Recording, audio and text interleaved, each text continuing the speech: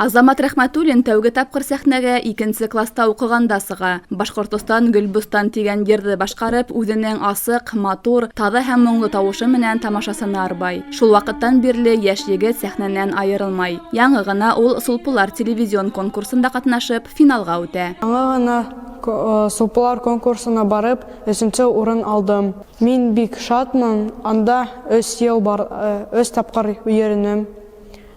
Һәм быел 3нче урын алдым. Азамат яше бәләкәй булуга карамастан, буш вакытының һәр минутын файдалы үткәрергә күнеккән. Яхшы итеп укырга ла, Ишембай балалар сәнгать мәктәбенә йөреп, вокал буенча белем алырга ла өлгерә ул.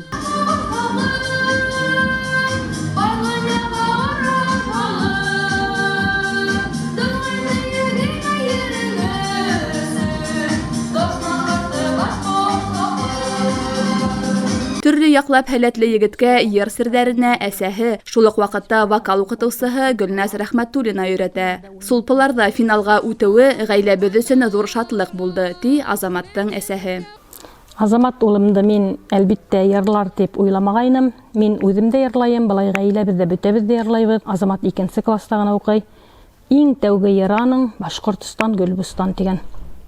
Һәм ул ошо йыры менән Башкорт гимназияһында тәүге тапкыр сәхнәгә сыкты. Улым минең укучым да, мин аның менән нык зур горурланам. Сулпылар телевизион конкурсында Азамат Рәхмәтуллин беренче тапкыр гына катнашмай. Быел ул үз көчен тагы ла бер тапкыр һынап карарга була.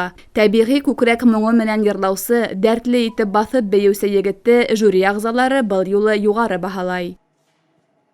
Без был конкурска әлбиттә Азамат менән 3 ел рәттән йөрөнек.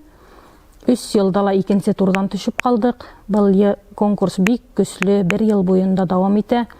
Һәм быел без әлбиттә еңеп сыктык. 13 баланың, финалдагы баланың 6-ы гына урын алды. Без йырларга сыкканда Азамат менән бөтен жюри сәхнәлә бөтен тынлык урынлашты. Жюрилар аяк өсте ысынлап та басып каршы алдылар. Әлеге көндә Азамат дәртләнеп Сулпыларның финалына әзерләнә. Яшь йырсы унда халык йыры менән сыгыш яһарга ниятләй. Алда уны яңа үрҙәр, еңеүҙәр, зур сәхнәләр көтә. Алина Садретдинова, Захир Хәсәнов, Ишембай яңылыктары.